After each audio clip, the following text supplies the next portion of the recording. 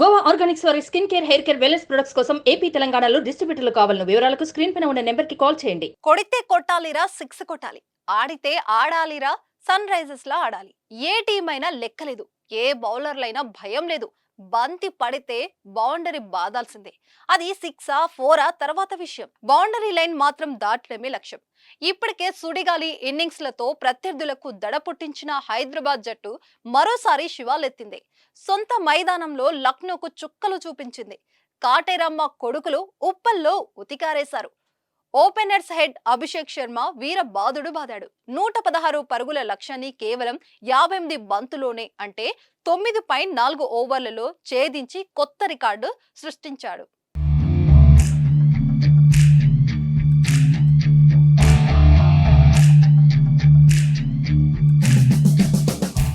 గ్యాలరీలో ఫ్యాన్స్ కి పిచ్చెక్కిపోయేలా ఎస్ఆర్హెచ్ ఆట సాగింది. మొదట బౌలర్లు లక్నోను 165 పరుగుల తక్కువ స్కోర్స్ కే కట్టడి చేయగా, ఛేదనలో హెడ్ అభిషేక్ శర్మలు చెలరేగారు.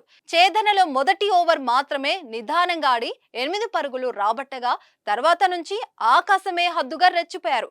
తర్వాతి ఓవర్లలో వరుసగా 17, 22, 17, 23, 20, 19, 17, 14, 10 పరుగులు బాదారంటే వారి విధ్వంసాన్ని ఒక్కసారి అర్థం చేసుకోవచ్చు.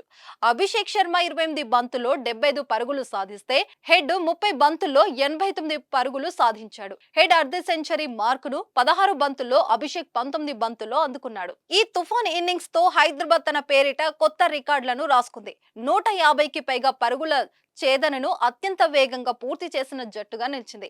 అలాగే పవర్ ప్లేలో 107 పరుగులు బాది కొత్త రికార్డు సెట్ చేసింది.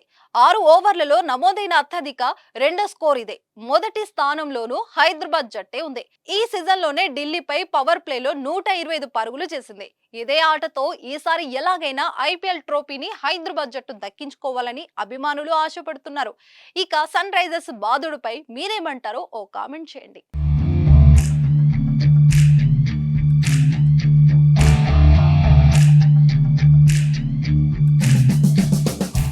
సుమన్ టీవీలో మీ పర్సనల్ అండ్ బిజినెస్ ప్రమోషన్స్ కోసం కింది నెంబర్కి కాంటాక్ట్ చేయండి.